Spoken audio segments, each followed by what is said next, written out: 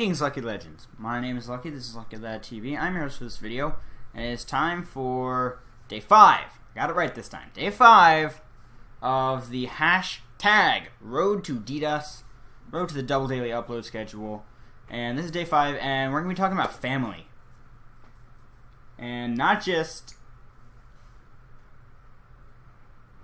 you know, the woman that you came out of and the father that started that.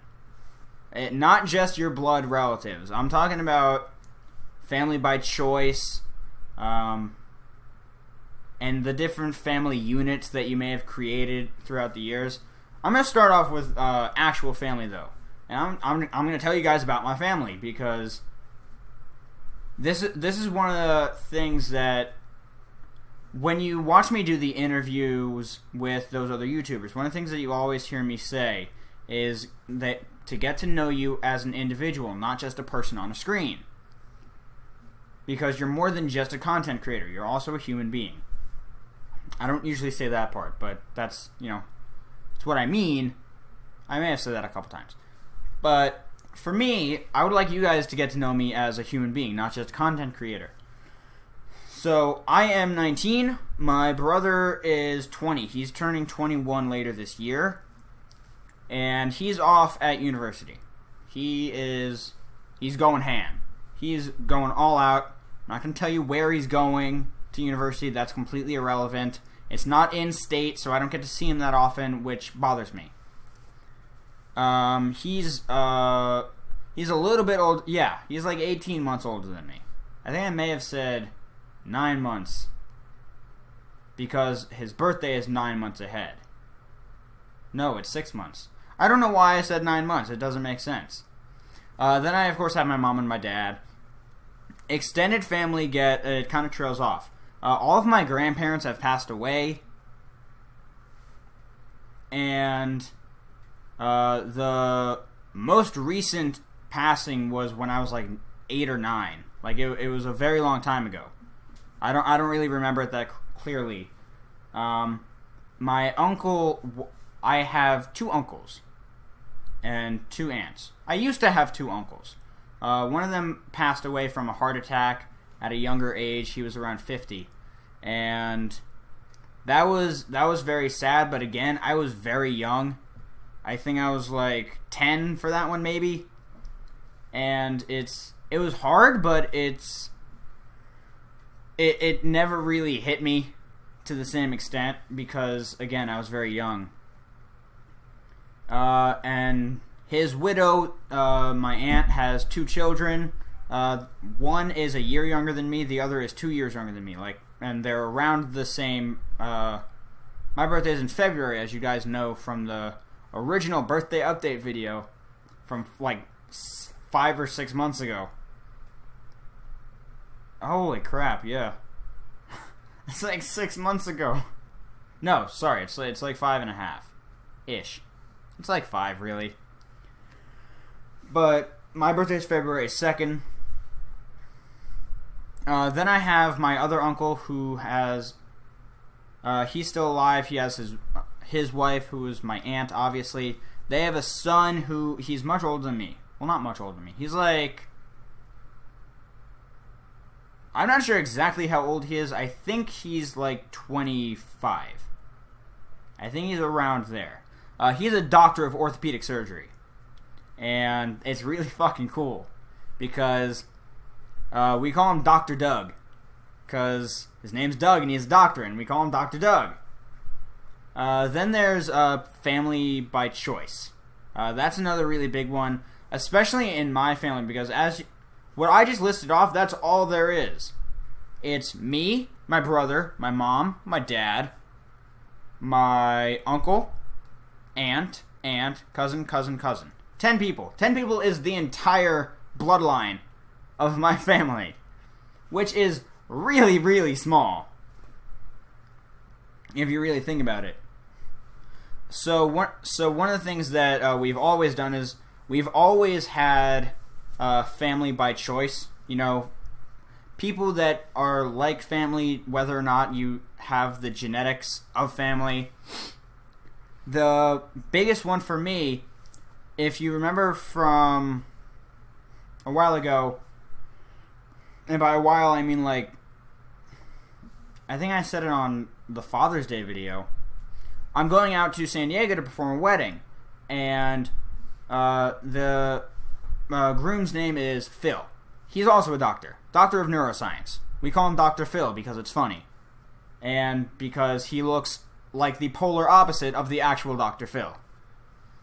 And I love him to death. He's had one of the biggest impacts on my life, just in general. And that's the prime example of family by choice. As I explained, my high school was very small, so it was very family-like, but, you know, when high school ended, we all, you know, we went our separate ways. A few people, I'm sure, stay in touch. I haven't heard from anybody in my high school in 3 years. Like, as soon as I left for dual enrollment, I didn't hear from anybody. 0 people have contacted me since. And it really doesn't bother me. It used to bother me, but not anymore. Because I've come to peace with the fact that they suck, and yeah, they suck. That's all there is to it. But then there's, what other family of choice do we have? My late uncle, the one who passed away, his best friend in the whole wide world. His name is Brian. We call him Uncle Brian because he's like an adoptive uncle. He's not a blood relative, but he basically is. I think those are the best 2 examples of family by choice. Those are the only people that I really view as like legitimate family, like people that I would if they said, "Hi, I need a place to stay for a week," I'd be like, "Done deal. You can have my bed. I'll sleep on the floor." That's something I would do for Phil in a heartbeat. Issue is, he would probably demand the floor because that's the type of person that he is. He's like, "No, you take the bed. I'll take the floor. It's your house. It's my house." And then I would say, "It's my house. It's my rules. You take the goddamn bed." That would probably go on for about an hour of us trying to out-nice the other person. And one of my parents would probably come up, tell us to stop arguing, and then we'd have to yell, whisper, "Hey, I told you to do this and that." You know what I'm talking about. But then, of course, there are, you know, surrogate adoptive families, people that sort of take you in as family. The prime example of that for me is at my job. For my brother up at university, it's the group of people that he met at university. Like, people that he met in his like first week of university are people that he now lives with off campus at the university. For me, it's work, because the people that I meet at work are the most, when you work in a restaurant, everybody is always, there's not going to be somebody that only does what's in their job description. Because if they do, they're not going to last, because nobody's going to like them and nobody's going to help them, and they're going to fall back and they're going to lose their job. So everybody's always helping out everybody else. Sometimes you may not necessarily get along with somebody, but, you know, they're still a family, because, you know, it's one of those things where you know everybody's name, you know the quirks of everybody, you know kind of how they operate. My boss, Joe,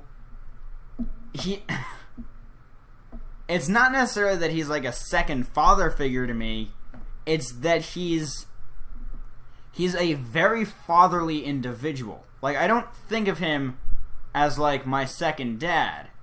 I think of him as a dad who happens to be my boss. Like, I honestly think of him as a dad to his own son before I think of him as my boss.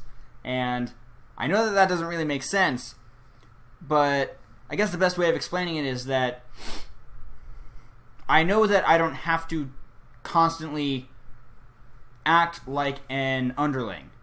I don't have to act like a subordinate. I can act like an equal person because he doesn't walk around in boss mode. He doesn't walk around, hey, you, do this. You, stop doing that. Blah, blah, blah. He doesn't walk around like that. He walks around like a dad.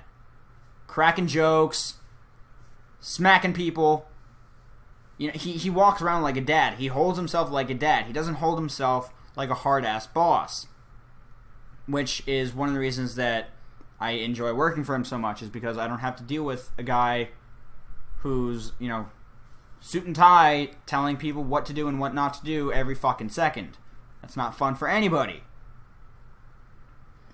So that's like the way that I really view family is that, first and foremost, if you can avoid it, and most of the time you can, never distance yourself from your family. You don't want to be that person who's estranged from somebody in your family, because eventually they're going to find you and it's not going to be pretty.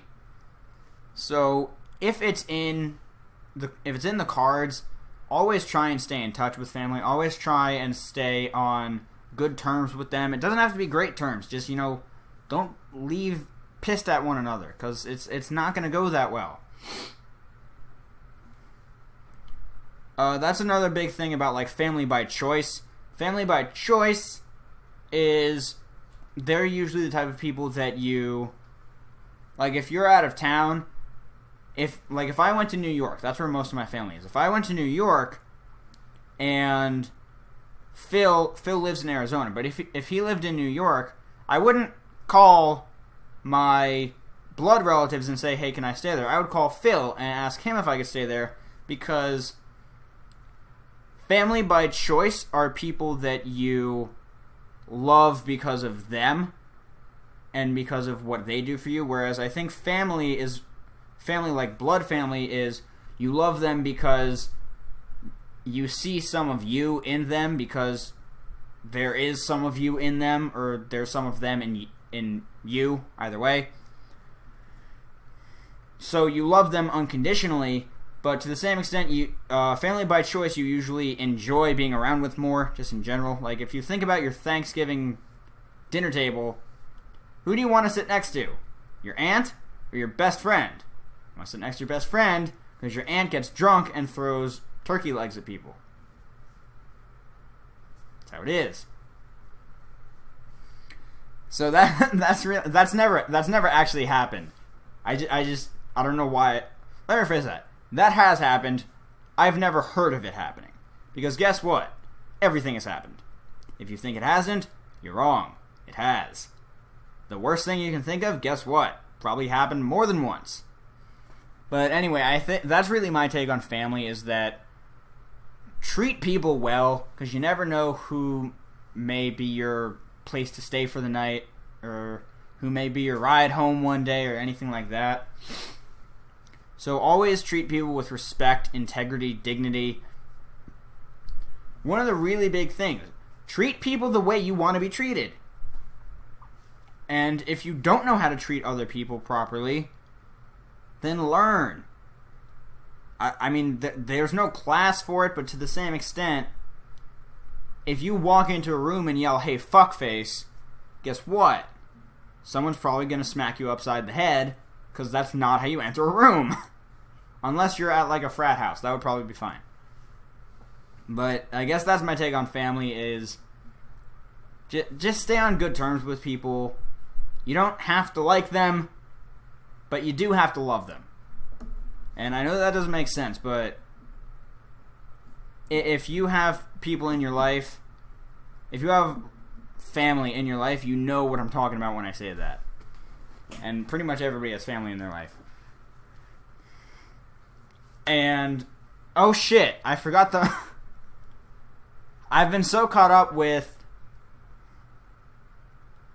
planning for the Road to DDoS. I've been so caught up planning when to record my videos and all that sort of stuff. I completely forgot the most important family... Well, not the most important, obviously. but probably the biggest family in my life right now, which is the YouTube family.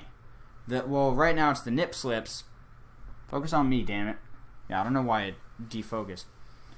The Nip Slips family, and the Shady People, the Nappy Nation, the A-Drive Army. There's so many beautiful communities here. And so many of them are so welcoming and so nice. And they really... The Nip Slip family, it really is family-like. Like, there's some mom figures, there's some dad figures. I'm probably one of the dad figures, even though I'm not the oldest. But it's that type of thing where, you know, people like to fill surrogate roles, and it's not that I strive to be the father figure, it's that I like taking leadership positions, and in a family like that, when it's as small as it is, it's not that the other people don't know how to lead, it's that most people just don't take the initiative, and I do. That's the type of person that I am. But I talk to them every day. Every day I talk to the Nip Slips family. I made the Skype group. I talk to them every freaking day. At least I try to. Because they're family.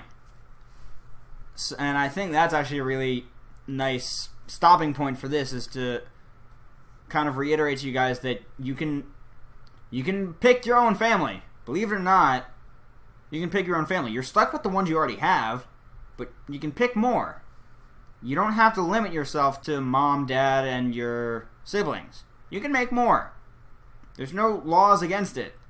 There's laws against marrying multiple people and stuff like that, but there's no law saying that you can't treat other people like family and be treated like family by other people.